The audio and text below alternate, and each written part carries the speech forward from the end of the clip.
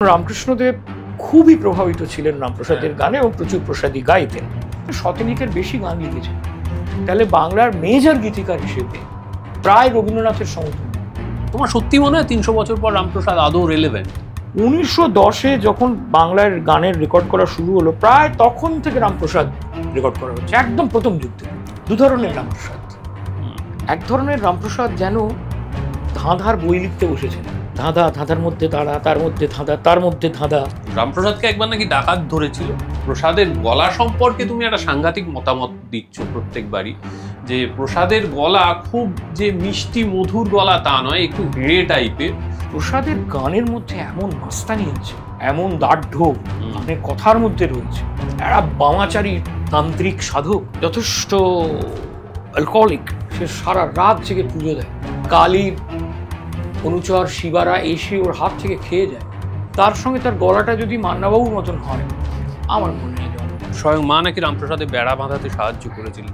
স্ট্রাগলটা ওর মাথা থেকে না সরলে উনি গীত রচনা, আধ্যাত্মিক সাধনা দুটো পথের কোনোটাতেই যে এগোতে পারবেন না, এটা একটা সাংঘাতিক ব্যাপার। সিরাজের সঙ্গে রামপ্রসাদের দেখা হওয়া নিয়ে যে গল্পটা, সেই গল্পটা কিরকম?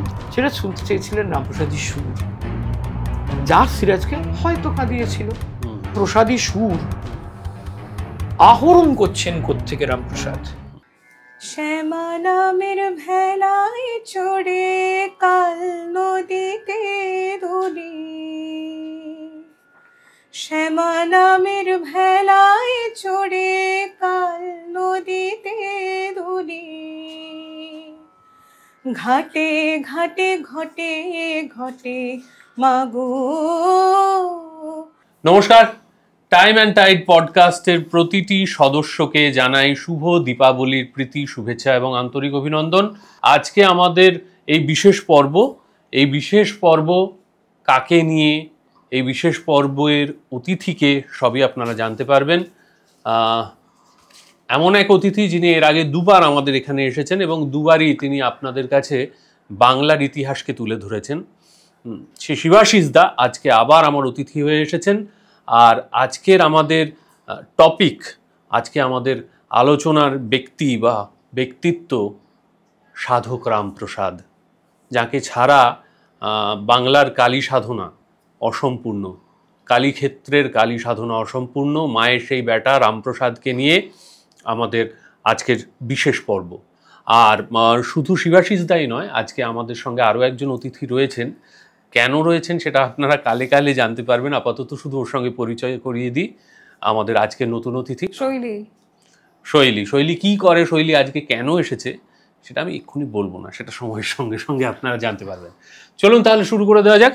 আচ্ছা শিবাশিস দা, বলো, প্রায় 300 বছর পেরিয়ে গেছে রামপ্রসাদ এই পৃথিবী থেকে মুছে গিয়েছেন, মানে নশ্বর দেহ মুছে গেছে। তা বলবো না, 1782 অবধি উনি বেঁচে ছিলেনই, এরকম একটা কথা আমাদের গুপ্ত সাহেব বলছেন। ঈশ্বরগুপ্ত প্রথম তো ওকে নিয়ে কাজ করেন। আনুমানিকভাবে 1718-22 এরকম একটা সময়কালের মধ্যে কোনো সময় রামপ্রসাদের জন্ম। উনি আজকে থাকলে 303-4 বছর বয়স। 303-4 বছর পুরনো একজন মানুষ, কি আছে তার মধ্যে? তারপরেও অনেকে ভক্তিমূলক গান করেছেন, শ্যামা সঙ্গীত গেয়েছেন, মা কালীকে নিয়ে গান করেছেন। আজকেও মানে পান্নালাল ভট্টাচার্য থেকে শুরু করে আজকের অরিজিৎ পর্যন্ত যার গান করে চলেছেন, এবং একই রকমভাবে মানুষ সেটাকে সমাদর করছে। তোমার সত্যি মনে হয় 300 বছর পর রামপ্রসাদ আদৌ রেলেভেন্ট? রামপ্রসাদের কিংবদন্তি বাঁচিয়ে রাখার ক্ষেত্রে পান্নালাল ভট্টাচার্যের যে কি অমোঘ অবদান, সে সব বাঙালি জানে। এবং সত্যি মনে হয় যে ভক্তি সঙ্গীত বলতে আমরা যা বুঝি, সেই ভক্তি সঙ্গীতের একটা সম্পূর্ণ নিবেদিত ধারা পান্নালাল, যার কোনো তুলনা হয় না। কিন্তু অবশ্যই তাঁর অগ্রজ ধনঞ্জয় ভট্টাচার্যের কথা মনে রাখতে হবে। তাঁর পূর্বে যারা রেকর্ডেড মিউজিক আমরা যাদের গলা শুনতে পাই এখনো, যেমন ভবানী দাস, যেমন প্রফেসর মৃণালকান্তি ঘোষ। এবং এটা আমরা জানি না, নজরুল তো খুব একটা রেকর্ডেড মিউজিকে নেই, মানে ওর গান বলছি না, বলছি সকণ্ঠে নজরুল আবৃত্তি আছে, গান তো খুব একটা নজরুলের পাওয়া যায় না। নজরুল কিন্তু খুব সারাক্ষণ গান নিজে গাইতেন। যে নজরুল এত শ্যামাসঙ্গীত বেঁধেছেন নিজে, তার উপর রামপ্রসাদের কি প্রভাব ছিল। যেমন রামকৃষ্ণদেব খুবই প্রভাবিত ছিলেন রামপ্রসাদের গানে এবং প্রচুর প্রসাদী গাইতেন। কমলাকান্তের ওপর রামপ্রসাদের কি প্রভাব পড়েছিল এই নিয়ে আজ পর্যন্ত কোনো লেখালেখি হয়নি। আমার কোনো সময় কাজটা করার ইচ্ছে আছে, কারণ রামপ্রসাদ আর কমলাকান্তের মধ্যে এক প্রজন্মের ব্যবধান। তো আমরা যদি ধরে নিই যে ধরো আধুনিক কালে যার থেকে জানা যাচ্ছে যে রামকৃষ্ণদেব খুব প্রসাদী গান ভালোবাসতেন, এখান থেকে যদি ধরি রামকৃষ্ণদেব 1836 থেকে 1886 অব্দি বিস্তৃত 50 বছরের জীবন, তার মধ্যে 1855 থেকে দক্ষিণেশ্বরের আমল, এই সব করে ওখান থেকে যদি ধরি তাহলে কিন্তু এই কাজী নজরুল, ধনঞ্জয়, পান্নালাল প্রমুখেরা পেরিয়ে যাওয়ার পরে এই বাবুল সুপ্রিয় পর্যন্ত বা কুমার শানু পর্যন্ত, অরিজিৎ সিং পর্যন্ত কন্টিনিউয়াসলি রামপ্রসাদ গাওয়া হচ্ছে। 300 বছর, অন্তত 300 বছর জন্মের দিক থেকে ধরলে, আমি যদি ধরি যে ওর ক্রিয়াশীল পর্বটা, তখন তো রামপ্রসাদ খানিকটা বড় হচ্ছেন। ফলে আমরা যদি ধরি যে 250-300 বছর আগেকার গান, এগুলো 250-300 বছর ধরে একজন কবি জীবিত রয়েছেন, মানুষের মনে রয়েছেন, শ্রুতিতে রয়েছেন, তাহলে কোথাও লোকটার একটা সাংঘাতিক গীতিকার হিসেবে জোর আছে। পৃথিবীর গানের ইতিহাসে, কাব্যসঙ্গীতের ইতিহাসে 250 বছর পেরিয়ে একজন গীতিকারের গান লোকের মুখে স্মৃতিতে স্মৃতিতে ঘুরছে, শ্রুতিতে ঘুরছে, এ ভাগ্য কজনের হয়? লালন তো অনেক ছোট, কমলাকান্তেরও অনেক পরে লালন, রাইট? শাহ আব্দুল করিম থেকে শুরু করে যে সমস্ত বিখ্যাত চারণ কবিরা রয়েছেন, মুকুন্দরাম, এদের ধরনের মানুষজন, এরা সকলেই কিন্তু রামপ্রসাদের থেকে একটা সম্পূর্ণ ভিন্ন আমলের মানুষ, অনেক পরের। মহাকবি গিরিশ, তার এত গান, কিন্তু সেই গান বাঙালি খুব একটা মনে রাখেনি বলতে বাধ্য হচ্ছি, কয়েকটি গান ছাড়া। সেই জায়গা থেকে ভাবলে রামপ্রসাদ অতীব বিস্ময়কর চরিত্র, পুরোটা বেঁচে আছে ওরাল ট্রেডিশনে। এইটা ভাবলে আমার লোম খাড়া হয়ে যায়, এই কারণে যে দেখো 1910 নাগাদ থেকে আমরা ধরি যে কন্টিনিউয়াস রেকর্ডেড মিউজিক হচ্ছে। 1910-এ যখন বাংলার গানের রেকর্ড করা শুরু হলো, প্রায় তখন থেকে রামপ্রসাদ রেকর্ড করা হচ্ছে, একদম প্রথম যুগ থেকে। তো 1910-এ রামপ্রসাদের বয়স কত? প্রায় 190 বছর। অকল্পনীয় ব্যাপার। পৃথিবীর ইতিহাসে এরকম এক্সাম্পল আছে কিনা আমি জানি না, আমার কাছে তথ্য নেই, আমি জ্ঞান দিচ্ছি না, কিন্তু আমার কাছে ব্যাপারটা খুব বিস্ময়কর লাগে। এবং আধুনিক মাপের গীতিকার কিন্তু, ধরো চৈতন্য চরিতামৃত কি কৃত্তিবাসের পয়ারের ছন্দ, এগুলোও তো গীত কবিতা, কিন্তু সেই গীতি কবিতা লম্বা টানা কাব্যসঙ্গীত সেগুলো। কিন্তু এই যে ছোট মানে আধুনিক মাত্রার গান, মিটারের গান, রামপ্রসাদ। যে কারণে দুর্গাদাস লাহিড়ির যে বিখ্যাত সংকলন গ্রন্থ বাঙালির গান, যা সাইজে একটা ডিকশনারির থেকে বড়, বাঙালির গান দুর্গাদাস শুরু করছেন রামপ্রসাদকে দিয়ে, তৎপরবর্তী সমস্ত গীতিকারেরা আসছেন। আমরা তাহলে শুরু করি রামপ্রসাদের জীবন দিয়ে। প্রথমে রামপ্রসাদের বংশ তালিকায় চলে যাই। ওরা একটা ধলহণ্ড গ্রাম বলে একটা গ্রামে থাকতেন। আমি খুব খোঁজার চেষ্টা করেছি ধলহণ্ড কোথায়, জানতে পারিনি, খুঁজে পাইনি গ্রামটা। গ্রাম তো লোপ পায়। এরা রাজা সহর্ষ সেনের বংশধর, অতি প্রাচীন বৈদ্য বংশ, এবং শুধু প্রাচীন বৈদ্য বংশ নয়, এরা খুবই মানে বৈদ্য হিসেবে কুলীন, তান্ত্রিক বৈদ্য বংশ, তান্ত্রিক বৈদ্য বংশ এবং বামাচারী তান্ত্রিক বংশ, অথচ সাধনা করছেন দক্ষিণা কালীর। এটা একটু এক্সেপশনাল, কারণ বামাচারী তান্ত্রিকেরা অনেকেই শ্মশান কালী বা বামা কালীর সাধনা করেন, সেই দিক থেকে দক্ষিণা কালীর সাধনা করা বামাচারী তান্ত্রিক কম। এটা একটা খুব লক্ষণাক্রান্ত ব্যাপার। এবার এই সেনেদের বংশটা বিভিন্ন জায়গায় ঘুরছিল, ঘুরতে ঘুরতে রামপ্রসাদের দাদুর বাবা ইনি নিজের ছোট বোনের বিয়ে দিলেন বৈদ্যকুলের বাইরে। এই বোনের সঙ্গে বিয়ে দেওয়ার ফলে এদের কৌলিন্য গেল এবং এমন অবস্থা হলো যে ধলহণ্ড গ্রাম থেকে ওদের উৎখাত করে দিল, এক ঘরে হয়ে গেল, থাকা যাচ্ছিল না। তখন এরা এলো হালি শহরে। হালি শহরের আগের নাম ছিল কুমারহট্ট। এই প্রখ্যাত সাবর্ণ চৌধুরীরা, বড়িশার সাবর্ণ চৌধুরীরা, এরা আদতে হলো হালি শহরের মানুষ। এবং হালি শহরের পুরোটা মানে শহরাঞ্চলটা এইটা এদের পেরিফেরিয়াল জমিদারি ছিল এবং বিপুল ক্ষমতা সম্পন্ন ছিলেন এরা। তো এইখানে এসে সেনেদের গোষ্ঠী বাসা বাঁধল এবং এরা খুব নামী বৈদ্য ছিলেন। রামপ্রসাদের বাবা রামরাম সেন খুব নামী বৈদ্য ছিলেন, মহাবৈদ্য বলে পরিচিত ছিলেন। এবং নদিয়ারাজ কৃষ্ণচন্দ্র তাঁর যে সভাসদদের বর্ণনা রায়গুণাকর লিখে গেছেন তাতেও 3 জন ডাক্তারের নাম আছে যাদের উনি রেগুলার কনসাল্ট করতেন। তার সত্ত্বেও একটা লোক কৃষ্ণনগর থেকে বেরিয়ে জলঙ্গি নদী দিয়ে এসে গঙ্গা ধরে এসে হালি শহর আসছে ডাক্তার দেখাতে। তো তুমি আজকে কখন এইমসে নিজেকে ট্রিটমেন্ট করতে যাবে বা ভেলোরে যাবে, যখন ইউ আর অ্যাবসলিউটলি শিওর যে এইমস বা ভেলোরেই তোমায় যেতে হবে, কলকাতা তোমার কাছে ইনসাফিসিয়েন্ট লাগছে, তবে তো তুমি যাবে। রামরাম তাহলে সেই রকম স্তরের ডাক্তার ছিলেন। হয়তো কোনো স্পেশালাইজেশন ছিল, বৈদ্যদের তো বহু স্পেশালাইজেশন হতো যেগুলো আমরা ভুলে গেছি, সেরকম হয়তো ছিল। তো এর প্রথম স্ত্রীর একটি ছেলে হয়, তার নাম নিধিরাম। তারপরে আর কোনো সন্তানাদি হচ্ছিল না, সম্ভবত সেই কারণেই রামরাম দ্বিতীয় স্ত্রী নেন।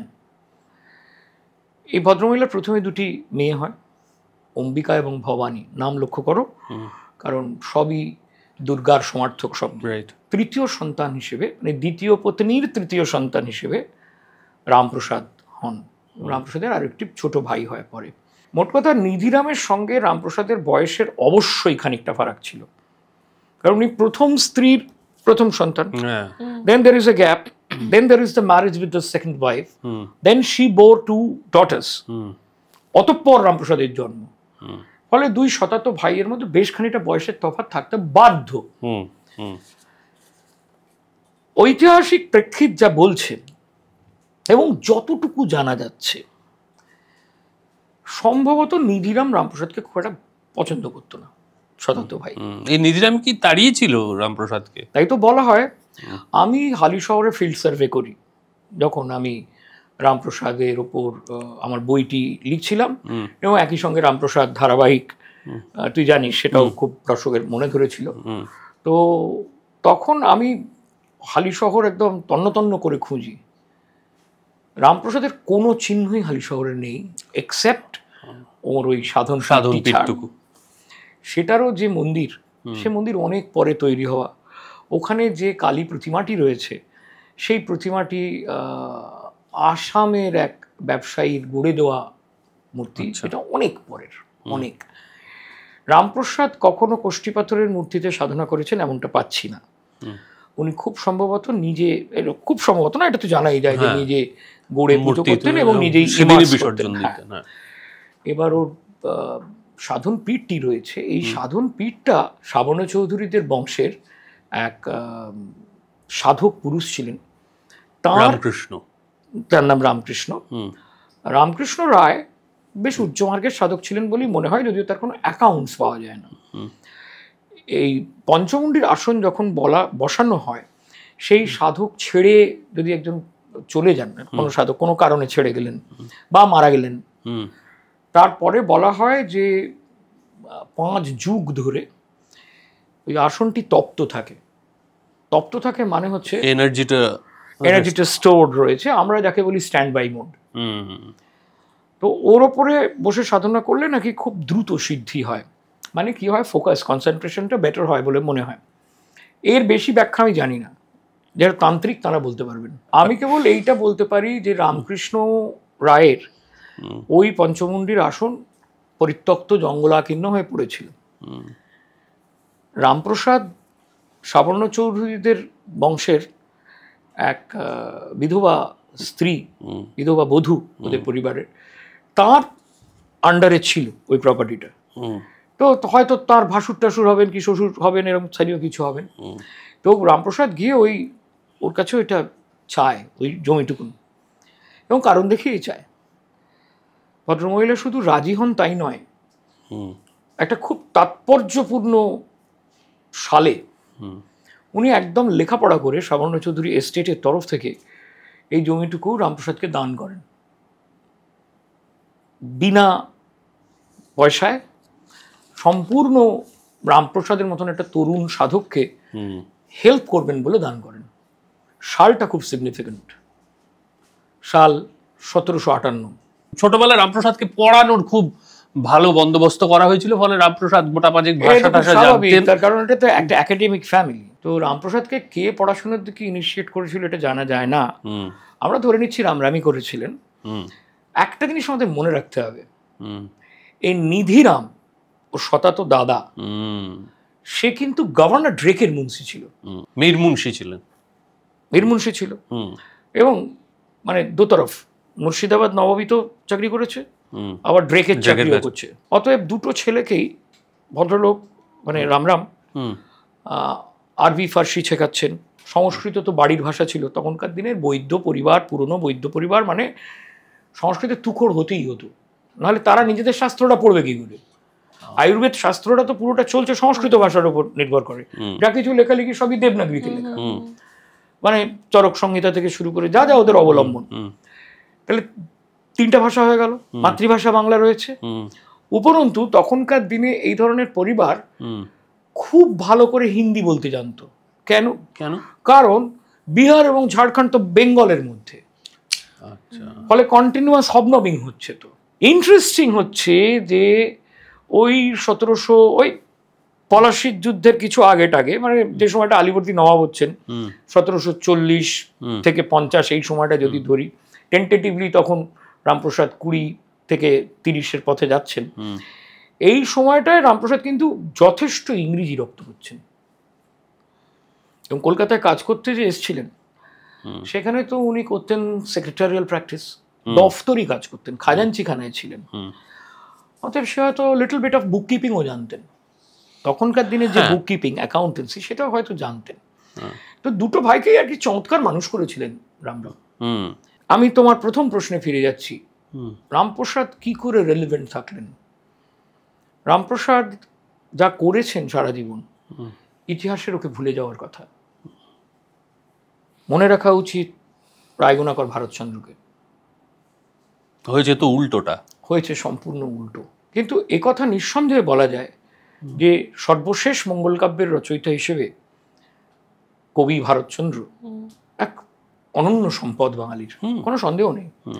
এবং আমি যখন রামপ্রসাদ বইয়ের কাজ করছি, খুব সবিনয় মানে একটু এরকম করে লেন্সের দিকে তাকিয়ে বলছি, মাফ করে দেবেন বাংলার পণ্ডিতেরা, আমরা বাংলা ভাষার ইতিহাস এবং সাহিত্যের ইতিহাসের ক্ষেত্রে যাদের খুব প্রণিধানযোগ্য পণ্ডিত বলে মনে করি, বন্দ্যোপাধ্যায়, সেন ইত্যাদিরা, প্রপার নাউনগুলো নেওয়ার মতন ধৃষ্টতা আমার নেই, তারা এত বড় পণ্ডিত। তাদের লেখালেখিতে বাংলা সাহিত্যের ইতিহাস লিখছেন যখন, অদ্ভুত উপেক্ষা রামপ্রসাদ সেনকে নিয়ে, আচ্ছা, ততোধিক মাতামাতি রায়গুণাকর ভারতচন্দ্রকে নিয়ে। এইটার কারণ কি এটা তুমি আমায় বলতে না দিলেও আমি বলব। এটা হচ্ছে এক ধরনের গাজোয়ারি ভাব, এক ধরনের পণ্ডিতম্মন্যতা। যেহেতু Bharatchandra is a poet laureate, তিনি একটা সম্পূর্ণ বড় মঙ্গলকাব্য লিখেছেন। অলঙ্কারের দিক থেকে সত্যি রামপ্রসাদের থেকে ভারতচন্দ্র অনেক বড় কবি, কিন্তু ফোক হিসেবে, ফোকলোর হিসেবে রামপ্রসাদ অতুলনীয়। কারণ রামপ্রসাদের গান তুমি আজকে সমাজের একেবারে নিচুতলার মানুষ থেকে একেবারে ওপরতলার মানুষ সকলকে জিজ্ঞাসা করলেই বলে দিতে পারবে, কিন্তু অন্তত দুটি গান।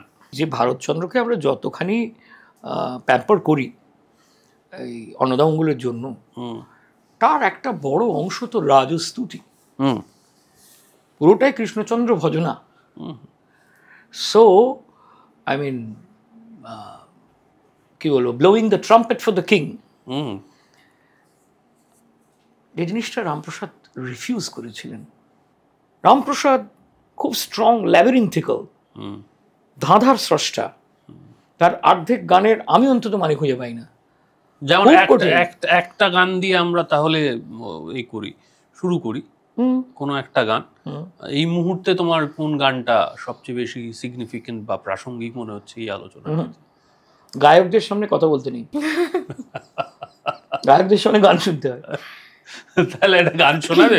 হ্যাঁ অবশ্যই। শ্যামা নামের ভেলায় চড়ে কাল নদীতে দুলি, শ্যামা নামের ভেলায় চড়ে কাল নদীতে দুলি, ঘাটে ঘাটে ঘটে ঘটে মাগো, ঘাটে ঘাটে ঘটে ঘটে সুরের লহর তুলি, আমি কাল নদীতে দুলি, উমা শ্যামা নামের ভেলায় চড়ে কাল নদীতে দুলি, শ্যামা নামের ভেলায় চড়ে কাল নদীতে দুলি। क्या बात। শ্যামা নামের ভেলায় চড়ে শ্যামা নামের ভেলায় চড়ে কাল নদীতে দুলি। क्या बात। এটা তো বোঝা গেল তবু, হ্যাঁ যেটা কাল নদী আছে, হ্যাঁ সময় নিরবধি, হুম কাল একটা নদীর মতন বয়ে যায়, হুম তার উপরে আমি যে ভেসে চলেছি জন্ম থেকে মৃত্যুর দিকে, হুম সেই যাত্রাটাতে আমাকে নদীর ওপরে ভাসিয়ে রেখেছে, অর্থাৎ আমাকে বাঁচিয়ে রেখেছে কে না শ্যামা নামের ভেলা। হুম সহজ, হুম এ খুঁজছিল আমার বইতে। হুম ঠিক তার আগে একটা গান পেলাম, হুম আমি একটু সুযোগ পেলে কথা বলতে চাই। হুম রামপ্রসাদের মৃত্যু বোধ হুম এবং মৃত্যু শঙ্কা। সাধারণত কালী সাধকরা হুম মৃত্যুর বিষয়ে খুব শান্ত হন, হুম খুব নিরাসক্ত হন, এবং কিছুটা উদাসীন হন। উদাসীন হন। হুম রামপ্রসাদ তার নয়।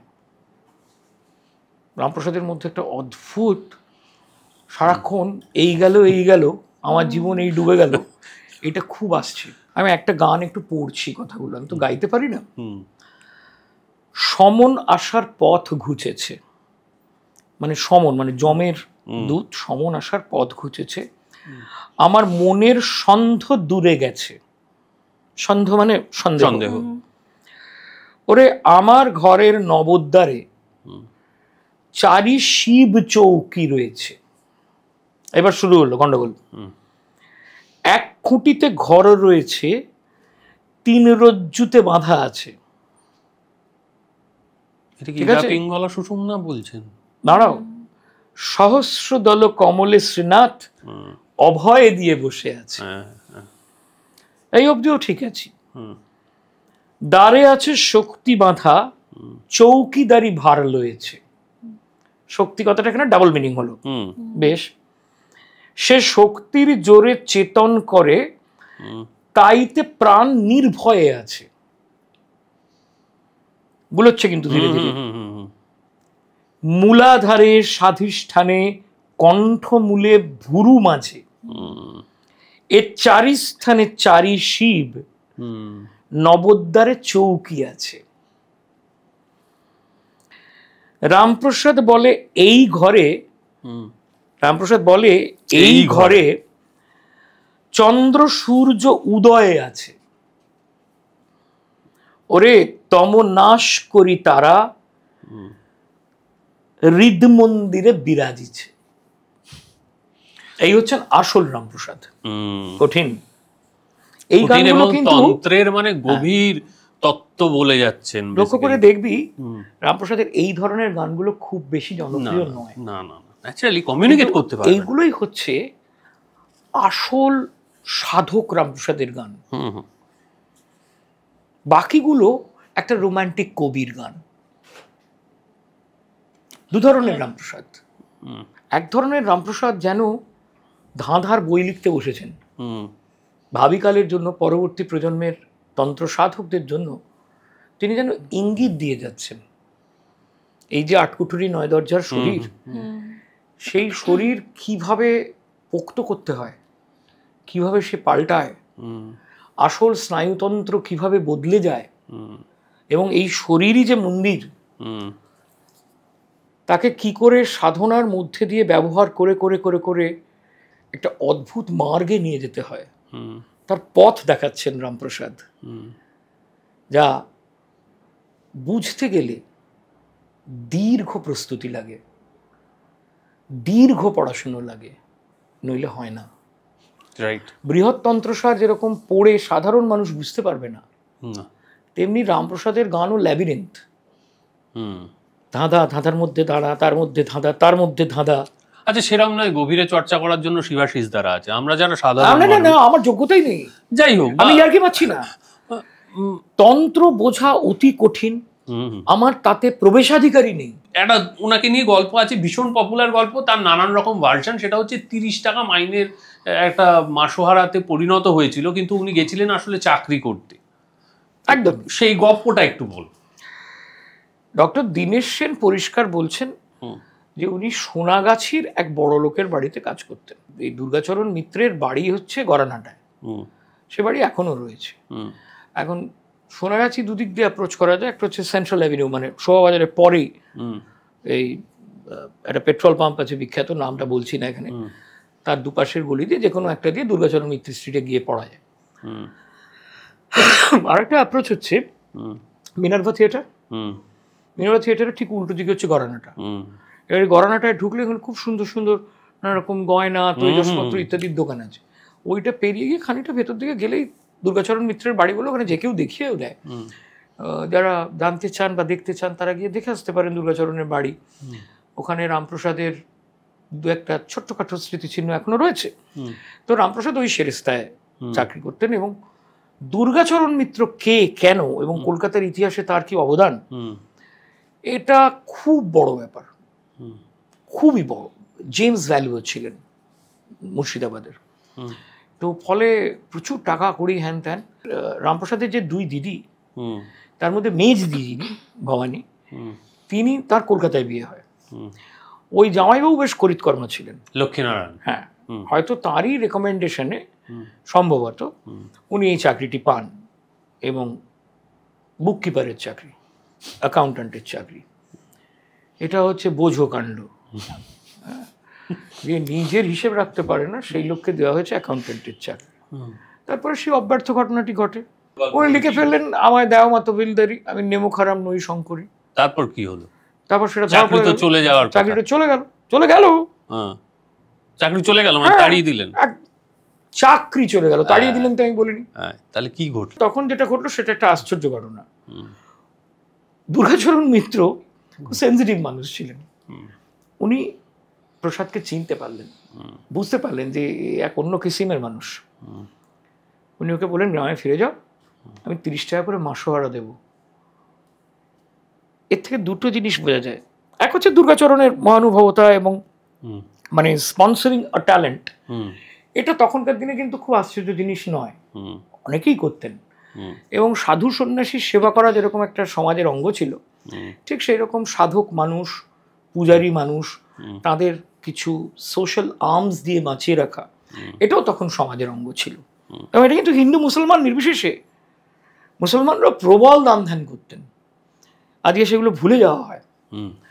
তো ফেরত চলে গেলেন, এবং বহুকাল দুর্গাচরণ ওখানে একটা জমি জিরে তো দেন,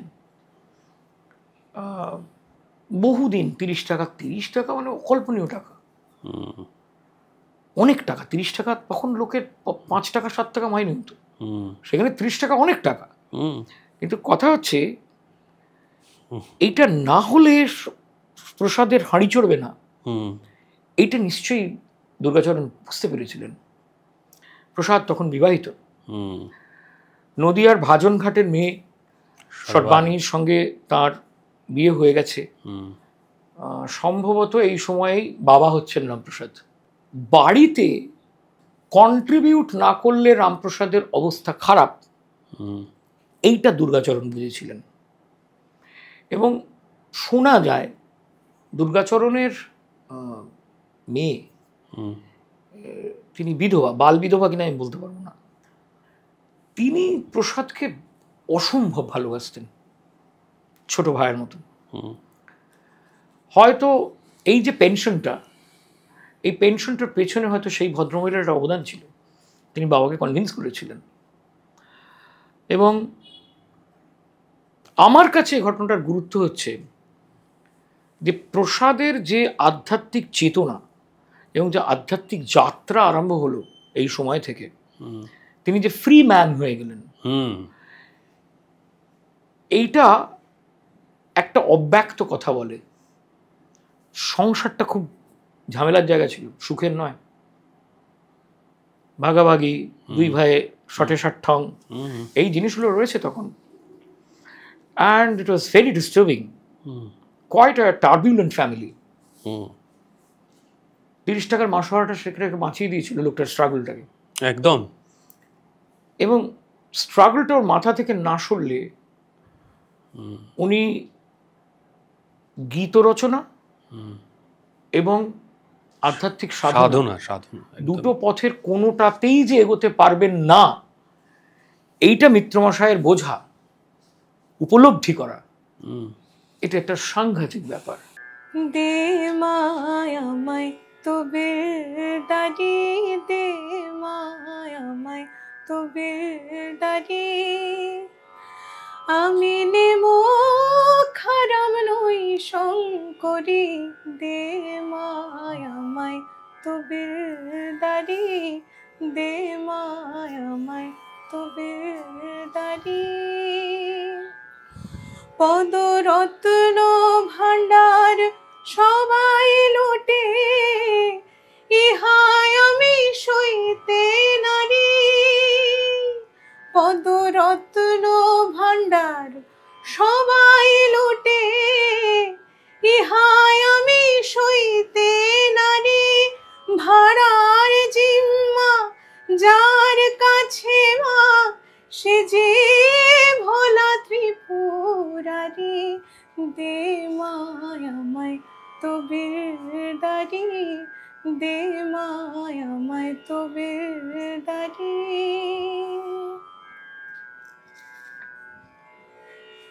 প্রসাদ বলে এমন পদের বালাই লয়ে আমি মরি, প্রসাদ বলে এমন পদের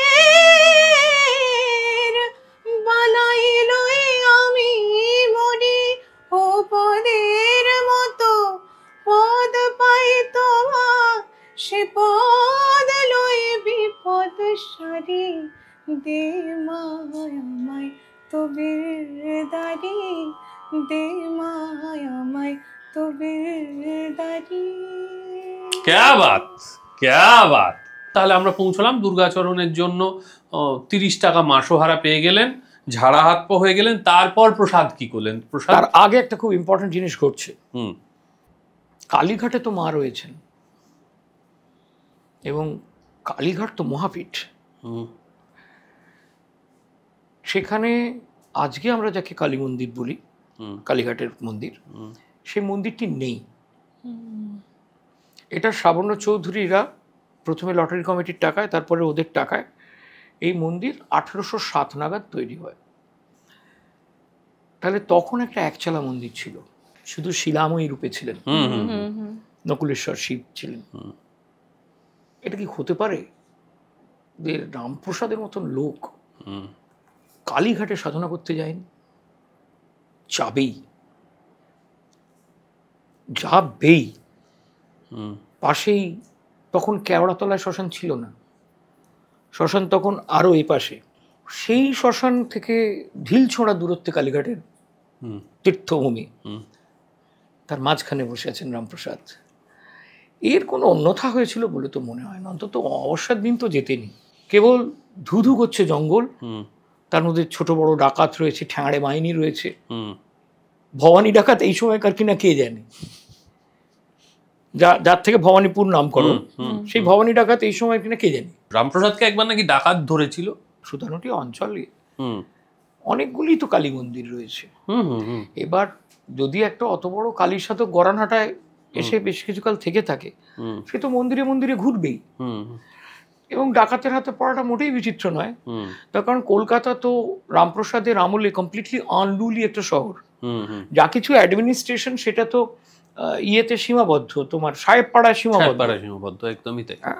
ফলে পুরনো কেল্লাকে ধরে, হুম ময়দানকে ধরে যে শহর, সেখানে যাবতীয় যেটুকুন যা অ্যাডমিনিস্ট্রেশন, হুম বাকিটা তো নো ম্যানস ল্যান্ড।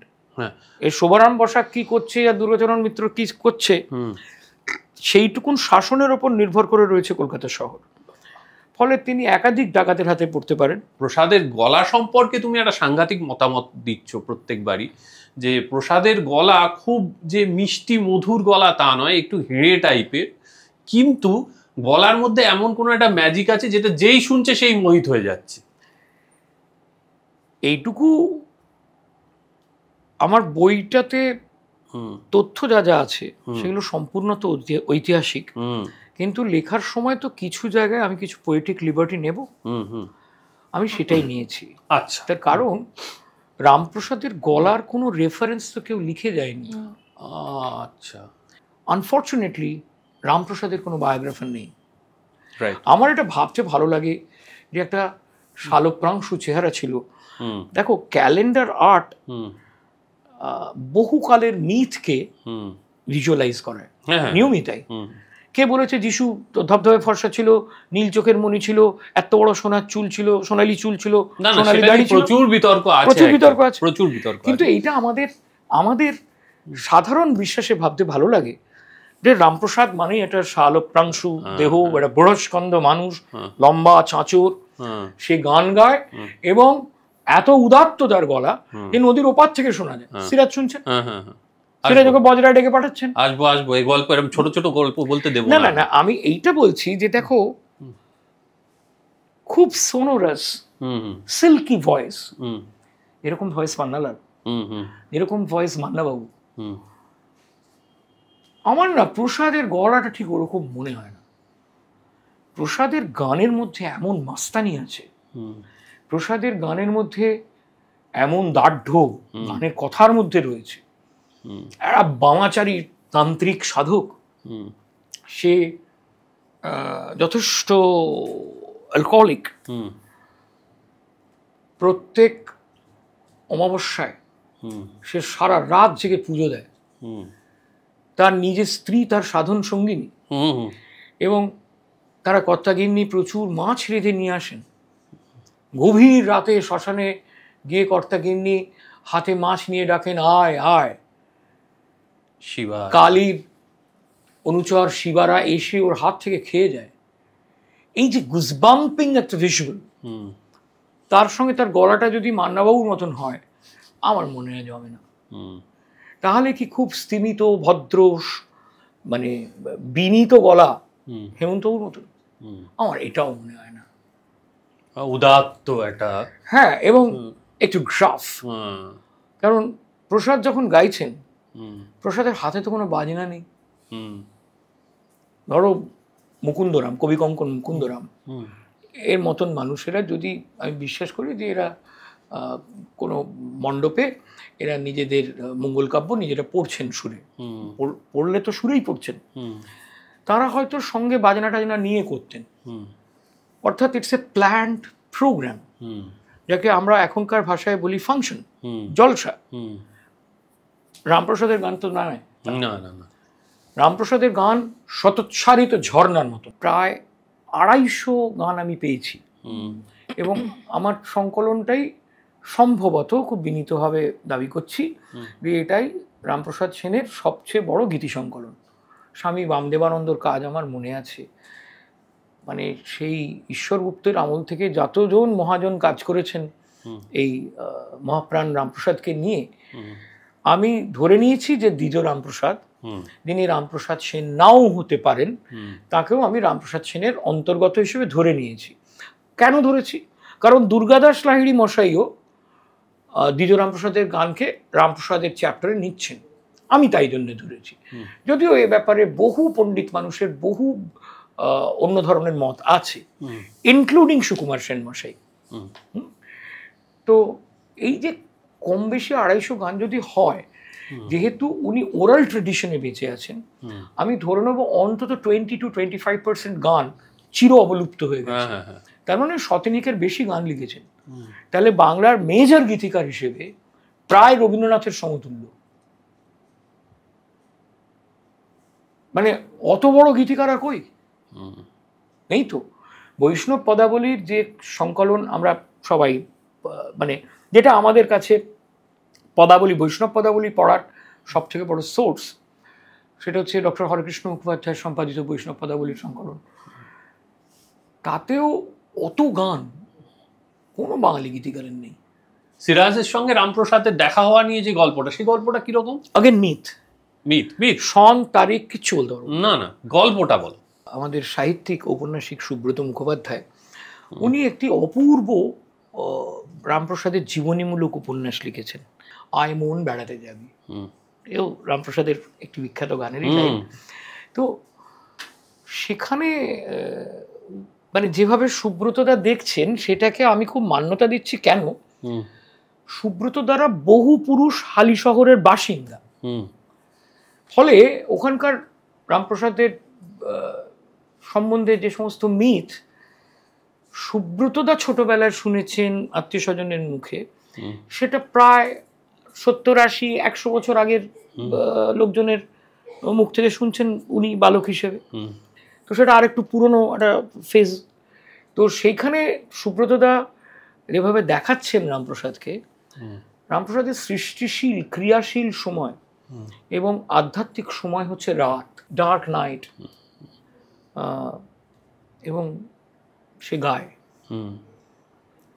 হালি শহর আজ থেকে 300 বছর আগে সন্ধ্যে 6:30 সেখানে নিঝুম রাত। সুব্রত তো বলছেন যে সারা গ্রাম ঘুমিয়ে পড়ে, প্রসাদ জেগে থাকে। প্রসাদ শ্মশানে শ্মশানে ঘুরে বেড়ায়, সে নদীর পাড়ে নরদেহ খোঁজে, মৃত সব খুঁজে সাধনায় বসবে বলে। আর তখন তাকে যেন কি ভর করে, সে একের পর এক গান বাঁধতে থাকে এবং গায়। আমার এই যে ওর আঁকা যে নৈশ নিসর্গ, এটা আমার ভারী চমৎকার মনে হয়েছিল, খুব অ্যাপ্লিকেবল মনে হয়েছিল। সুব্রত আমার অগ্রজ সাহিত্যিক, আমি তার থেকে ওইটুকুন ভিজুয়াল ঋণ করলাম, ঋণ স্বীকার করছি, করলাম। ওই রকমভাবে আমার ধারণা সিরাজ ফিরছিল আলীনগর করে, এবার ওই গানটা ওকে স্ট্রাইক করে। অ্যাকচুয়ালি সিরাজের কিন্তু খুব মন খারাপ তখনও, মানে যাকে বলে ফেজ অফ মোর্নিং, দাদু মারা যাওয়ার পরে সেটা চলছে। দাদুকে যে উনি আসলে কতটা ভালোবাসতেন আলীনগর নাম রাখার মধ্যে তার একটা প্রমাণ পাই বই কি আমরা। তো ওরকম একটা নিশুচি রাত, আগের রাত্রিরে অত রক্তপাত ঘটিয়েছেন। অন্ধকূপ হত্যা সত্যি না মিথ্যে সে কথা ঐতিহাসিকরা বলবেন, কিন্তু কলকাতায় যেটা মস্ত বড় কার্নেজ উনি করে এসছেন সেটা তো একদম নিশ্চিত। তার মধ্যে এরকম একটা গান এসছে। এবার জোর করে যখন নিয়ে যাওয়া হয় তখন উনি নাকি একটু কালোয়াতি গান শোনানোর চেষ্টা করেন, যে উনি যেটা মনে হয়েছিল যে মুসলিম নবাব উইল বি ভেরি প্লিজড, কারণ তার সে তো মাটির পুতুলে বিশ্বাস করেন না, কারণ তার ভগবান তো নিরাকার। তো সেখানে শুনিয়েছিলেন, সেটাই উনি প্লিজড হন না, উনি ওই গানটা শুনতে চান। তাহলে সিরাজ অ্যাকচুয়ালি কি শুনতে চেয়েছিলেন? সিরাজ শুনতে চেয়েছিলেন রামপ্রসাদের সুর, যা সিরাজকে হয়তো কাঁদিয়েছিল। এখন আমাদের তো সকলের ভাবতে ভালো লাগবেই যে রামপ্রসাদ গাইলেন রামপ্রসাদই আর সিরাজ ভ্যাভা করে কেঁদে ফেললেন। একটা জিনিস কিন্তু মানতে হবে, সিরাজ তখন ডেফিনেটলি ড্রাঙ্ক ছিলেন না, কারণ প্রমিস করেছেন দাদুর কাছে যে কোনোদিন মদ ছোবেন না। আর আমার ভাবতে ভালো লাগছে এই সময়টায় সিরাজ রামপ্রসাদের গান শুনছেন, সেই রামপ্রসাদই গান শুনে তিনি ভেউ করে কাঁদছেন। গান আমরা জানি না, কিন্তু এটা ধরে নিতে পারি যে সিরাজ বাংলার এই যে কৃষিজীবী সমাজ, এগ্রেরিয়ান সোসাইটি, যা পুরোপুরি কৃষি কাজের ওপর চলে, তো আমাদের তো তখন এই কোল মাইন ফোল মাইন এগুলো তো হয়নি, পুরো দেশটা জুড়েই শুধু ধান হয়, পাট হয়, চিনি হয়, মানে আখ হয়, এইসব হয়। এই কৃষিজীবী যে সাধারণ মানুষ, যা আসলে বাংলা সুবা বাংলা, তাদের কাউকে সিরাজ চেনে না। সিরাজ তো আদতে বিদেশি, সে বাংলা ভাষাটাই জানে না। হুম, ফলে রামপ্রসাদের কথার মধ্যে যে মা মা কালী প্রসঙ্গ আছে, হুম, এটা সিরাজের বোঝার কথা না, কারণ সিরাজ বাংলা জানে না, তার পিতৃভাষা মাতৃভাষা কোনোটাই বাংলা নয়। তাহলে সে মজল কিসে? সুরে। তাহলে সে মজল সুরে। এবং রামপ্রসাদ মজল কিসে? প্রসাদ এই যে মজে গেল, হুম, এই যে একটা একক সুর, একটা মাত্র সুর হুম, মূলত অবলম্বন করে দাঁড়িয়ে রয়েছে প্রসাদের গীতি ভাণ্ডার, হুম, যাকে আমরা বলি রামপ্রসাদী সুর বা প্রসাদী সুর। সেই প্রসাদী সুর আহরণ করছেন কোত্থেকে রামপ্রসাদ? রবীন্দ্রনাথের ধরো টোটাল রেপার্টারি, আমরা সবকিছুই রবীন্দ্রনাথকে তো টানতে বাধ্য, কারণ তিনি তো আমাদের আধুনিক ইন্টেলিজেন্সের শীর্ষ পুরুষ। হুম। রবীন্দ্রনাথ কোত্থেকে পাচ্ছেন এত সুর? রবীন্দ্রনাথ তো সংগ্রহ করছেন, যা পাচ্ছেন। নিজস্ব সুর কীর্তন আছে, থেকে কাব্যগীতির একটা সংগ্রহ করছেন। নতুন ধারা সংগ্রহ হ্যাঁ, করছেন, কিন্তু কিন্তু ইন্সপিরেশন গুলো বাংলা, বিদেশ, সব স্কটিশ, স্কটিশ সব জায়গা কালবাতি থেকে গান, সংগ্রহ করছেন। ভাঙা গান, লোকগীতি, কীর্তন সবকিছু থেকে নিচ্ছেন। হুম, এত সোর্স তো রামপ্রসাদের নেই। হুম, রামপ্রসাদ তো আর ড্রিঙ্ক টু মি ওনলি শোনেনি, হুম, তাহলে সে পাচ্ছে কোত্থেকে? সে পাচ্ছে মূলত লোকগান থেকে। রামপ্রসাদী সুরের চলন শুনলেই বোঝা যায় যে আশেপাশে এই শক্তিদা অজিতেশ মারা যাওয়ার পরে এলেজি লিখেছিলেন না, হুম, তোমার চোখ দেখে মনে হতো দূরে বৃষ্টি হচ্ছে কোথাও। হুম, হুম। এই প্রসাদী সুর শুনলে মনে হয় দূরে বৃষ্টি হচ্ছে কোথাও। আমরা একটু শুনি আগে, তাহলে দূরে বৃষ্টি হচ্ছে কিনা আমরাও বুঝতে পারবো। একটাই কথা বলে নি, হুম, মেঠো মানুষের গান, কৃষিজীবী মানুষের গান, চাষাভূষো মানুষের গান, তাই তা ওরাল ট্র্যাডিশনে বেঁচে থাকে, তার কোনো স্পন্সরশিপ লাগে না। Right, right. তাহলে শুনবো আমরা সেই মেঠো গান। মন রে কৃষি কাজ জানো না, মন রে কৃষি কাজ জানো না, এমন মানব জমি রইল পতিত, আবাদ করলে ফুল তো সোনা। মন রে কৃষি কাজ জানো না, মন রে কৃষি কাজ জানো না, কালী নামের দাওরে বেড়া, ফসলে তছরূপ হবে না। কালী নামের দাওরে বেড়া, ফসলের তছরূপ হবে না। সে যে মুক্ত কেশি শক্ত বেড়া, তার কাছেতে জং ঘেঁষে না। মন রে কৃষি কাজ জানো না, মন রে কৃষি কাজ জানো না। ক্যা Baat, very nice, very nice.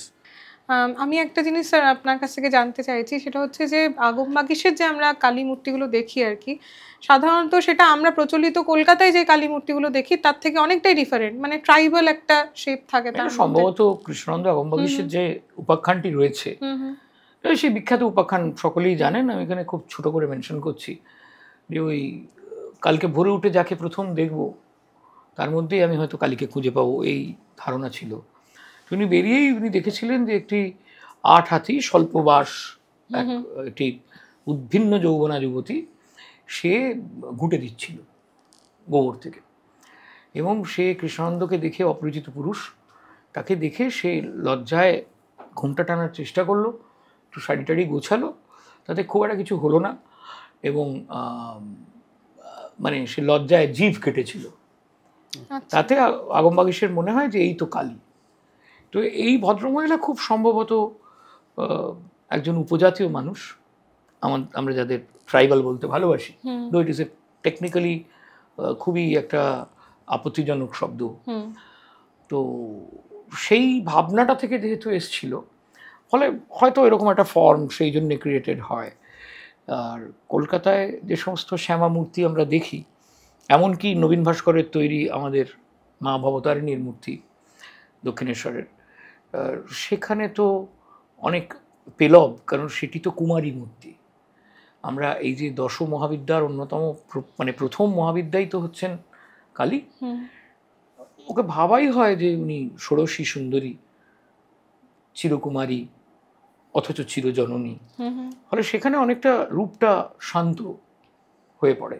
আচ্ছা, কিন্তু আসলে আমাদের শ্মশানকালী মানে ধরো বড় মা, এত চমৎকার দেখতে একটা প্রতিমা হিসেবে, কিন্তু তার মধ্যেও এই আবার একটা ইনকারেক্ট কথাই বলতে হয়, খুবই অনার্য এবং উপজাতীয় একটা চেহারাকে রিপ্রেজেন্ট করে।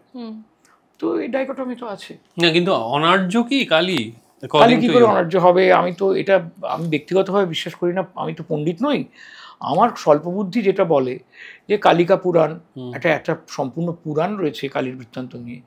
দেবী ভাগবতমের বিভিন্ন চ্যাপ্টার জুড়ে কালীর উদ্ভব এবং কালীর নানা রকমের কীর্তিকলাপ, রক্তবীজদের শোষণ করে নেওয়া জীব দিয়ে, এই যে কালী, এই যে ভয়াবহ কালী,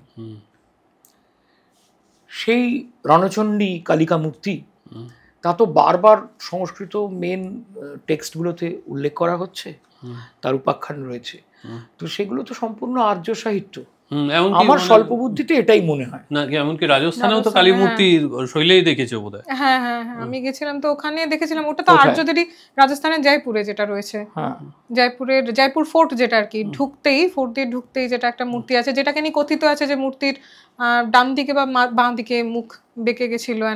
এইটার সম্বন্ধে তো ওটা তো ফার্স্টে তো রাজপুতদেরই ছিল সম্ভবত। তুমি যে মূর্তিটা রেফার করছো, ইনি বাংলা থেকে গিয়েছিলেন। আচ্ছা।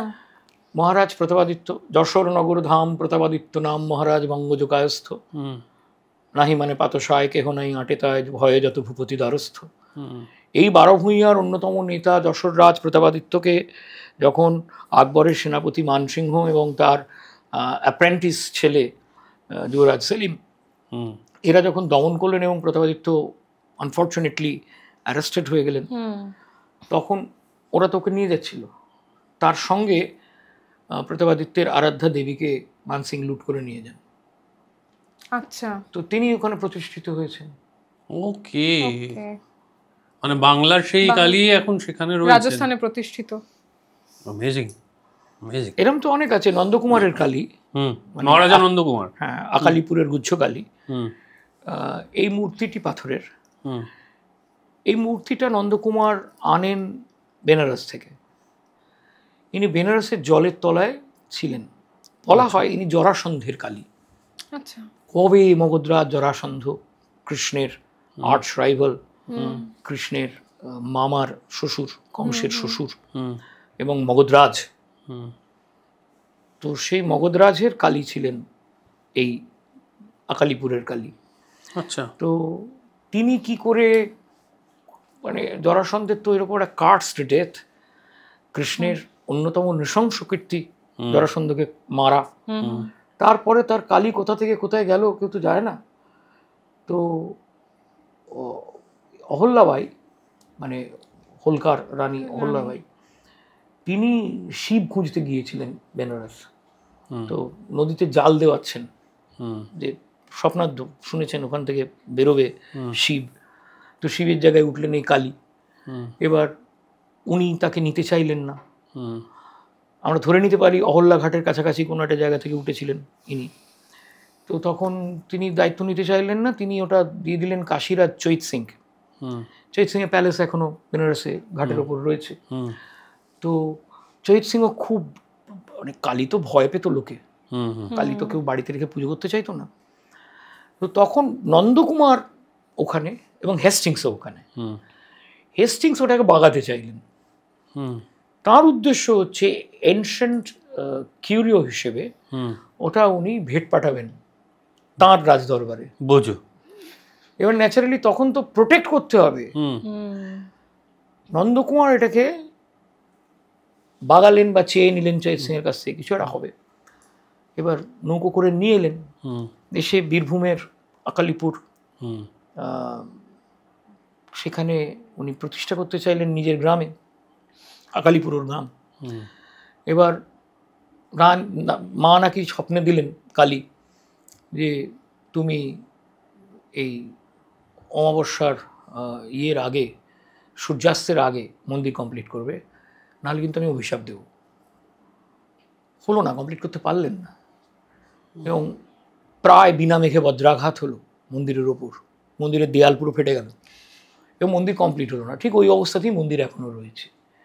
এবং আকালিপুরের গুচ্ছকালী আমাদের এই মহাপীঠগুলো যেগুলো রয়েছে বাংলায়, আর আধুনিক কালী মন্দির যেগুলো রয়েছে, যেমন ধরো দক্ষিণেশ্বরের মতন মন্দির, এইগুলোর বাইরে খুব ছোট দেবস্থান হিসেবে খুব তাৎপর্যপূর্ণ দেবস্থান এই আকালিপুরের গুচ্ছকালী, তিনি নন্দকুমারের কালী। এরকম কালীর গল্পের তো কোনো শেষ নেই বাংলায়।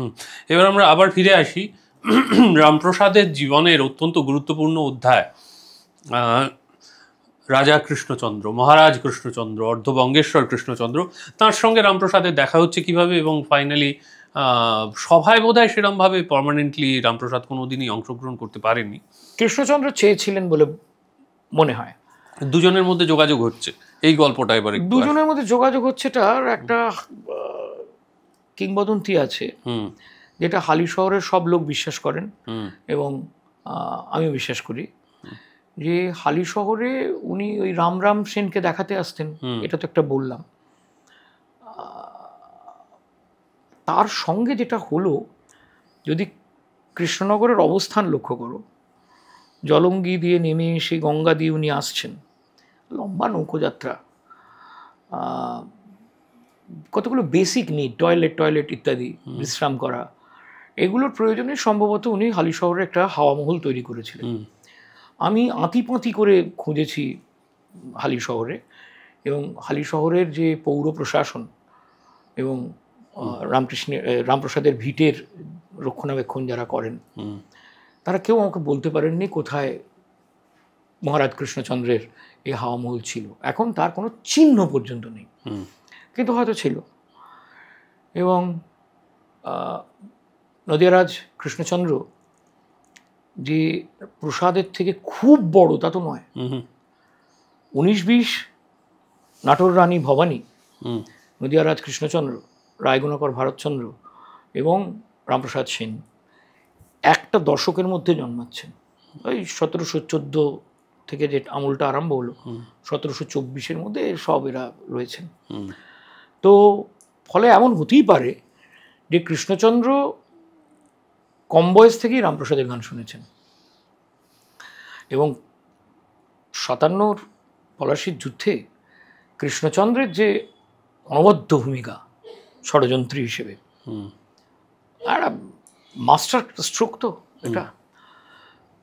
এবং এর মধ্যে অনেক পুরনো খাড়াখাড়ির গল্প আছে, তো সেগুলো সবাই জানেন কৃষ্ণচন্দ্রের সম্বন্ধে।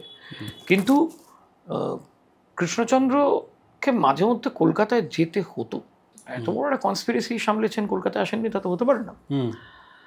তো সেই সময় স্টপ ওভার হিসেবে হালি শহরে থামা এবং প্রসাদের সঙ্গে পরিচয় হওয়া, আর প্রসাদের একজন অপটু প্রতিদ্বন্দ্বী অযোধ্যানাথ গোস্বামী, আজু গোসাই। হ্যাঁ, আজু গোসাই হচ্ছেন খানিকটা বলা যায় চিমটি কাটা শত্রু, অতখানি ক্ষমতা নেই। যে কে আজু গোসাই? আজু গোসাই বা অজু গোসাই, অযোধ্যানাথ গোস্বামী সম্ভবত কাছাকাছি থাকতেন, মানে প্রতিবেশী স্থানীয়। ছোটবেলায় বোধহয় বন্ধু টন্ধুও ছিলেন, পরে একটু তাল ঠুকাঠুকি হয় দুজনে। রামপ্রসাদ কিছুই ঠুকতেন না, আসে যায় না।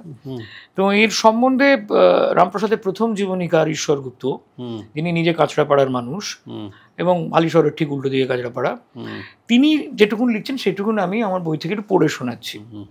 রাজা অর্থাৎ মহারাজ কৃষ্ণচন্দ্র যখন কুমারহট্টে আসিতেন, তখন রামপ্রসাদ সেন এবং অজু বা আজু গোসাইকে একত্র করিয়া উভয়ের সঙ্গীত যুদ্ধের কৌতুক দেখিতেন, মানে নারদ কেস। রামপ্রসাদ সেন কবীন্দ্র ছিলেন, অজু গোসাই আধপাগলা ছিলেন, কিন্তু মুখে মুখে রহস্য কবিতা রচনা করিতে পারিতেন, দাদা ঠাকুরের মতো। রামপ্রসাদ সেন জ্ঞান ভক্তি বিষয়ে পদবিন্যাস করিতেন, ইনি তখনই রহস্য ছলে তাহারই উত্তর করিতেন।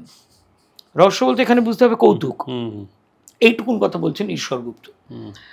এবং অযোধ্যানাথ গোসাই রামপ্রসাদের স্বগ্রামবাসী প্রতিভাশালী কবি একথা লিখছেন ডক্টর সত্যনারায়ণ ভট্টাচার্য, যার বিরাট কাজ আছে রামপ্রসাদকে নিয়ে, অগ্রজ, তাকে প্রণাম জানাই। তো এদের তাল ঠোকাঠুকিটা কীরকম, এটা খুব অনেকটা আমাদের অ্যান্টনি ফিরিঙ্গি এবং ভোলা ময়রার সম্পর্কের মতন। তো একটা পড়ছি আমি কেবল, রামপ্রসাদের বিখ্যাত গান আয়মন বেড়াতে যাবি, কালিকল্পতরু মূলে গিয়া চারি ফল কুড়ায় খাবি ইত্যাদি। প্রবৃত্তি নিবৃত্তি যায়া তার নিবৃত্তির সঙ্গে লোভী, ওরে বিবেক নামে জ্যেষ্ঠ পুত্র, তত্ত্বকথা তাই শুধাবি, এইসব লিখছেন রামপ্রসাদ। উত্তরে আজও লিখছেন। বলেছে রামপ্রসাদ কবি, আয়মন বেড়াতে যাবি, তার কথায় কোথাও যেও না রে, সাধকের মনের ভাব সে কি জানে রে, কেন মন বেড়াইতে যাবি, কারো কথায় কোথাও যাসনে রে তুই, মাঠের মাঝে মারা যাবি। প্রবৃত্তি নিবৃত্তিরে মন কভু, প্রবৃত্তি নিবৃত্তিরে মন নিজে কভু না চিনিবি, ও তুই মদের ঝোঁকে করতে পারিস মাঝগাঙেতে ভরা ডুবি। এইটা বলে রামপ্রসাদকে ঠুকছেন, বাঁশবনে গিয়ে ডোমকানা হয় এ তত্ত্ব কবে বুঝিবি, শেষে কল্পতরুর তলায় গিয়ে কি ফল নিতে কি ফল নিবি। গ্রাম্য রসিকতা, কিন্তু ভালো সেন্স অফ হিউমার আছে। হ্যাঁ, মানে এই কাউন্টার, এই তাল ঠোকাঠুকিটা চলতো এবং আজু গোসাই ছিলেন এক অর্থে রামপ্রসাদকে বোধহয় একটু ঈর্ষাও করতেন। রামপ্রসাদ রাজপ্রসাদ পেয়েছেন। ছোট্ট রেফারেন্স এখানে বলছি, এটা বললে বুঝে যাবে ঈর্ষাটা কি লেভেলে। রামপ্রসাদ ৭৬-এর মন্বন্তর দেখছেন, সন ১৭৭০, বাংলা ১১৭৬। গাঁয়ের পর গাঁ উজাড় হয়ে যাচ্ছে, বাংলার বিশাল পপুলেশন হ্রাস করছে, বাংলার ১/৪ অংশ জঙ্গলে পরিণত হচ্ছে। এর বেশি যারা জানতে চান তারা আনন্দমঠের প্রথম চ্যাপ্টার পড়লেই বুঝতে পারবেন যে কি ঘটেছে। মড়ক, হাহাকার, লোকে মেয়ে বিক্রি করে দিতে চাইছে, বউ বিক্রি করে দিতে চাইছে, কেনার লোক নেই। এই যে দেশের এরকম অবস্থা, খাওয়া একটা বিরাট ব্যাপারে পরিণত হয়েছে, কি খাবো। এই সময় রামপ্রসাদের লেখা গান আমরা সবাই জানি, এবার কালি তোমায় খাবো, খাবো খাবো গো দীন দয়াময়ী, তারা গণ্ডযোগে জন্ম আমার, গণ্ডযোগে জন্মিলে সে হয় যে মা খেকো ছেলে। এই মা খেকো ছেলে বাংলার একটা বিরাট মানে প্রবাদে পরিণত হলো প্রসাদের লেখা থেকে, এবং এই গানের প্রভাব আমরা সপ্তপদী সিনেমা অবধি দেখতে পেলাম। এখানে দুটো লাইন লিখছেন লাস্টে রামপ্রসাদ, গণ্ডযোগে জন্মিলে সে হয় যে মা খেকো ছেলে, এবার তুমি খাও কি আমি খাই না, দুটোর একটা করে যাও। কালীকে চ্যালেঞ্জ করে বলছেন রামপ্রসাদ। এত সিরিয়াস একটা গান এবং এত পার্টিনেন্ট একটা গান আজু গোসাই উড়িয়ে দিলেন, দিয়ে বলছেন, সাধ্য কি তোর কালি খাবি, ও যে রক্তবীজের বংশ, খেলে তার মুন্ডমালা কেড়ে নিবি, সর্বাঙ্গে নয় উভয় গালে ভূষো কালা মেখে যাবি, আবার কালেরে দেখাতে কলা, নিজে যে কলা দেখিবি। রামপ্রসাদ কোনোদিন কাশী যেতে পারেননি, অনেকবার বাসনা করেছেন, সেই নিয়ে ওর খুব বিখ্যাত গান কাজ কিরে মন যেয়ে কাশী। তো বলছেন যে কাজ কিরে মন যেয়ে কাশী, কালীর চরণ কৈবল্য রাশি, সার্ধ ৩০ কোটি তীর্থ মায়ের ও চরণবাসী, যদি সন্ধ্যা জানো শাস্ত্র মানো, কাজ কি হয়ে শ্মশানবাসী। আজু গোসাই লিখছেন, পেশাদে তোর যেতেই হবে কাশী, ওরে তথায় গিয়ে দেখবি রে তোর মিশো আর মাসি, ধরে বসে থাকিস যদি ধরবে তো তোরে যক্ষা কাশি, এই বেলা নে তল্পি বেঁধে পথের সম্বল রাশি রাশি। এটা আমার না খুব মজার ব্যান্ডটা। রবীন্দ্রনাথের গানের যে প্যারোডি লেখার সময় দ্বিজেন্দ্রলালকে যেরকম একটু লঘু মনে হয়, দ্বিজেন্দ্রলালের টোটাল যে সাংগীতিক কেরিয়ার, নাট্যকার কেরিয়ার, অত শিক্ষিত একটা মানুষ, একটা ম্যাজিস্ট্রেটের চাকরি করার লোক, সে যে রবীন্দ্রনাথকে একটা ফালতু এরকম অপরুচিকর চিমটি কাটছেন, এটা এমন বাতুল বলে মনে হয়। অযোধ্যানাথ গোস্বামীও তো তাই হলো। কালের অতলে উনি তলিয়ে গেলেন, ততলে তলিয়ে গেলেন, এবং তাকে মনে করতে গেলে আজও রামপ্রসাদকে ধরেই মনে করতে হয়। রামপ্রসাদের প্রসঙ্গ উঠলে তবেই আজু গোসাই উঠে আসেন। হ্যাঁ, একদমই তাই। এবার আমি আসি রামপ্রসাদের সেই বিখ্যাত কিংবদন্তি। এই কিংবদন্তিটা কিভাবে তৈরি হলো আমি জানি না, স্বয়ং মা নাকি রামপ্রসাদের বেড়া বাঁধাতে সাহায্য করেছেন। হ্যাঁ, এ তো খুবই বিখ্যাত পপুলার গল্প, তা ক্যালেন্ডার আর্টে অব্দি কনভার্টেড হয়েছে। আমি প্রশ্নটার উত্তর এইভাবে দিচ্ছি, রামপ্রসাদের তো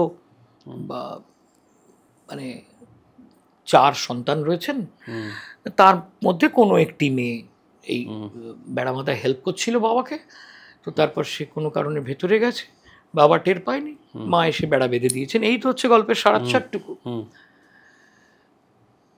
এই মানে 25, 26, 27 বছরের রামকৃষ্ণ যেরকমভাবে ক্লেম করছেন যে ঘন ঘন তিনি মাকে দেখতে পান, বা নরেন্দ্রনাথ যখন জিজ্ঞেস করছেন তখন সরাসরি বলছেন তো যে অহরহ দেখি।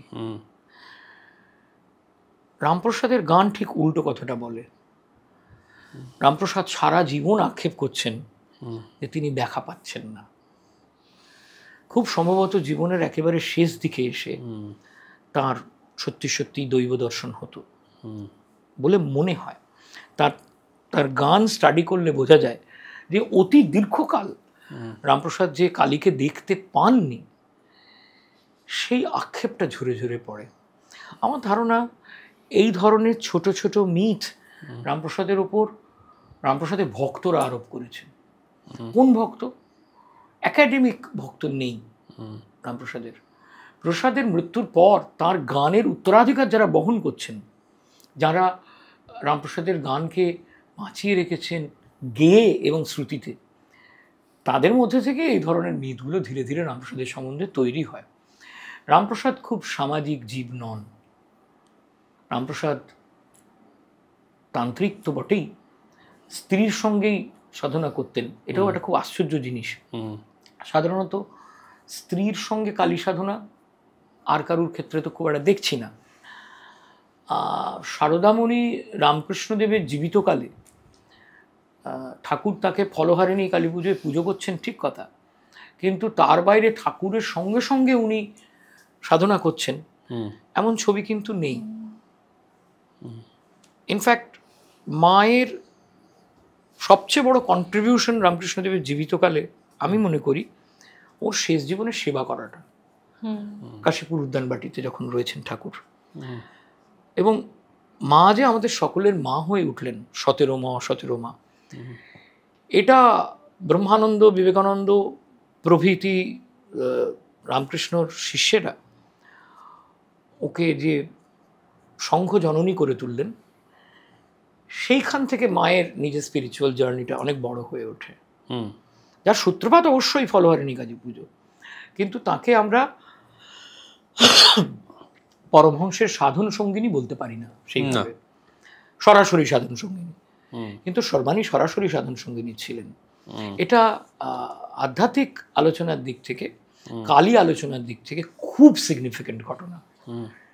একদিক থেকে ধরলে এটা একটা খুব পার্টিনেন্ট প্রসঙ্গ, কারণ ঘরের বউকে একটা লিবারেশনও দিচ্ছেন কিন্তু রামপ্রসাদ। সেই দিক থেকে একটা মুক্ত চিন্তার মানুষ করে তুলছেন তার স্ত্রীকে, অথচ ছেলে মেয়ে হচ্ছে। এখন অনেকেই মনে করেন যে তন্ত্র সাধনায় যদি স্খলন হয় তখন সন্তান চ্যুতি হিসেবে, তো সেটা তো আমরা বলতে পারবো না, আমাদের হাতে তো কিছু জানা নেই। কিন্তু একথা ঠিক যে রামপ্রসাদ সংসার জীবনে অসুখী। মহারাজ কৃষ্ণচন্দ্র ওকে 100 বিঘা মহাত্রাণ জমি দিয়েছিলেন, একলপ্তে দেননি, এইটাই গন্ডগোল, ছড়িয়ে ছিটিয়ে দিয়েছে। এই মহাত্রাণ সম্পত্তির কিন্তু একটা দাখিল দিয়েছেন রামপ্রসাদের ছেলে, যখন কোম্পানির কাছ থেকে চাওয়া হয় জমি জিরিতের হিসেব নতুন করে যখন মাপামাপি হচ্ছে, তখন এই দাখিলটা উনি করেছেন, কিন্তু একলপ্তে নয়। এবং কৃষ্ণচন্দ্রের এই দানপত্রটাও পাওয়া যায়। ও তাই? হ্যাঁ, যেটা উনি করে ভারতচন্দ্রকে খুব সুবিধে করে দিলেন, বর্ধমানে টানা জমিদারি দিলেন। আর রামপ্রসাদকে যেটা দিলেন সেটা অ্যাকচুয়ালি কিন্তু খাবলে, এবং ফলে ওটা রামপ্রসাদের কাছে দায় হয়ে গেল। তার মধ্যে তো বিষয় মানুষ একেবারেই ছিলেন না, এখানেই রবীন্দ্রনাথের সঙ্গে বৈষয়িক ব্যাপারে মানে প্রবল তফাৎ। রাইট, বেশিরভাগের ক্ষেত্রেই তফাৎ আর কি। রবীন্দ্রনাথ এত সফল জমিদার হুম, এবং জমিদার হিসেবে এত দাপুটে জমিদার আর কি। রামপ্রসাদকে তুমি কিভাবে সাম আপ করবে তোমার চোখে? রামপ্রসাদ আমার কাছে খুব ইন্ট্রিগিং চরিত্র, সেই জন্যই আমি এত খেটে খুঁটে এই বইটা করার চেষ্টা করেছিলাম। আমার কাছে রামপ্রসাদ কত বড় সাধক, কি কেমন গীতিকার, কত বড় সাধক, এটা বোঝার মতন ক্ষমতা আমার নেই, আমায় আধার দেননি ঈশ্বর। আর কত বড় গীতিকার এটা আমার বলার ক্ষমতা নেই, কারণ আমি নিজে গান লিখতে পারি না, আমি কবি নই। এটা আমি একটা জিনিস বুঝতে পারি যে রামপ্রসাদের মতন প্রত্যক্ষদর্শী অষ্টাদশ শতকের ইতিহাসে প্রায় নেই। জন্মাচ্ছেন কাদের সঙ্গে সে কথা তো বললাম, সিরাজ ওর ভাইপোর মতন। 57 সালে যখন পলাশির যুদ্ধ হচ্ছে তখন রামপ্রসাদ মধ্য যৌবন পেরিয়ে গেছেন, চোখের ওপর দেখছেন ওই 2.5-3 বছর মতন মির্জাফরের প্রথম রাজত্ব, তারপর তাকে উৎখাত করে মীর কাসেমকে রাজা করা হচ্ছে, দেখছেন ক্যাপিটাল শিফটমেন্ট, বাংলার ক্যাপিটাল মুর্শিদাবাদ থেকে চলে গেল মুঙ্গের, এর আমলে, মীর কাসেমের আমলে। মীর কাসেমের সঙ্গে বনলো না, মীর কাসিমকে ইংরেজরা মেরে ফেললো, আবার ক্যাপিটাল শিফটমেন্ট করে নিয়ে এলেন মির্জাফর দ্বিতীয় দফার নবাব হয়ে, এবং রেজা খাঁ। প্রবল অত্যাচার, শোষণ, মানুষের পেটের ভাত মেরে দেওয়া, জমিদার শ্রেণীকে অবলুপ্ত করে ফেলা, এবং যার আলটিমেট কালমিনেশন হচ্ছে 76-এর মন্বন্তর। 76-এর মন্বন্তরের কালমিনেশন হচ্ছে ফকির ও সন্ন্যাসী বিদ্রোহ। একটা ছেলের, একটা মানুষের বাল্যকাল এর ঘটনা বা প্রথম মানে কৈশোরের শেষ যৌবনের শুরুর ঘটনা, পর ওই বর্গী আক্রমণ, তাতে বাংলা একবার সাফ হয়ে গেল। এবার আলীবর্দী নবাব হলো, সে নবাব হয়ে নানা রকমের নতুন সিস্টেম চালু করার চেষ্টা করলো, সেটা করতে না করতে সে মরে গেল। তারপর সিরাজ এলো, সিরাজ এসেই কলকাতা গুঁড়িয়ে দেওয়ার চেষ্টা করলো। ইংরেজ বণিকের মানদণ্ড দেখা দিল রাজদণ্ড হয়ে পোহালে সর্বরী, সেটা দেখছেন রামপ্রসাদ, কলকাতায় বসে দেখছেন, দুর্গাচরণ মিত্রের বাড়িতে বসে দেখছেন। এবং তারপরে উনি দেখছেন যে এই ক্লাইভ হেস্টিংসের আমলের যাবতীয় দুর্নীতি, যাবতীয়, এটা তো মানে ফেরেববাজের চূড়ান্ত, এই all this British governors. Hastings বড় বংশের ছেলে ছিল, কিন্তু তাই বলে কি চোর ছিল না, ছ্যাঁচড়া ছিল না? অবশ্যই ছিল। সে সব দেখছেন রামপ্রসাদ। ফলে ঐতিহাসিক সাক্ষ্যের দিক থেকে রামপ্রসাদের গান ইঙ্গিত করে অষ্টাদশ শতকের বাংলা কেমন সময় ছিল, ল্যাবিরিন্থের মতন, ধাঁধার মতন। আমি বারবার বলছি, তার গানই হচ্ছে তার ডায়েরি।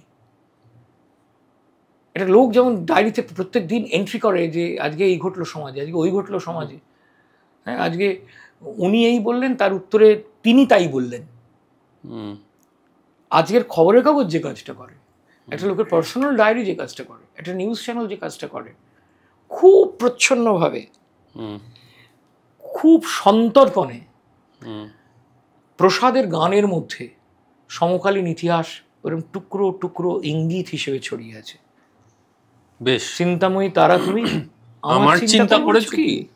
100 বিঘে জমি পেয়েছিস, সারা জীবন 30 টাকার স্কলারশিপ প্রায় ভোগ করেছিস, তারপর আবার অ্যাকিউজ করছিস, তারপরও কমপ্লেন। হ্যাঁ, তো সেই ট্র্যাডিশন সমানে চলছে। আমরা এখনো যতই পাই আরো বেশি চাই, চাওয়া বেড়ে যায়।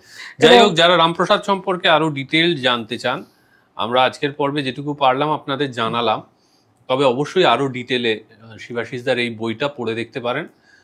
শিবাশিসদা ভীষণ খেটেখুটে কাজটা করেছেন এবং অসম্ভব ভালো কাজ করেছেন, এবং প্রচন্ড মানে কি বলবো, বড় রামপ্রসাদের গানের সংকলন, সম্ভবত কমপ্লিট সংকলনটা তুমি কমপ্লিট কিনা বলতে পারবো না, তবে কিন্তু হয়তো সর্ববৃহৎ সংকলন এখনো পর্যন্ত যা পেয়েছি। যাদের ভালো লাগবে অবশ্যই তারা একটু ডিটেলে জানতে চাইলে এই বইটা কিনে পড়ে দেখতে পারেন। আমরা একটু ইতিহাস করলাম, মাও জড়িয়ে রইলেন আমাদের সঙ্গে, শৈলেও জড়িয়ে রইল। আমরা একটু ভক্তি দিয়ে শেষ করি।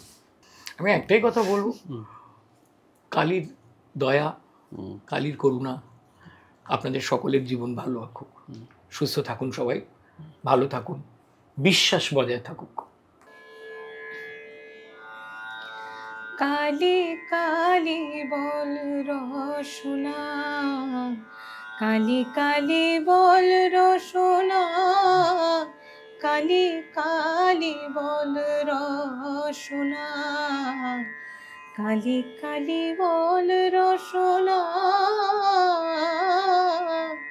কালি কালি বল রসনা। করো পদ ধ্যান নামামৃত পান, করো পদ ধ্যান নামামৃত পান, যদি হতে প্রাণ থাকে বাসনা,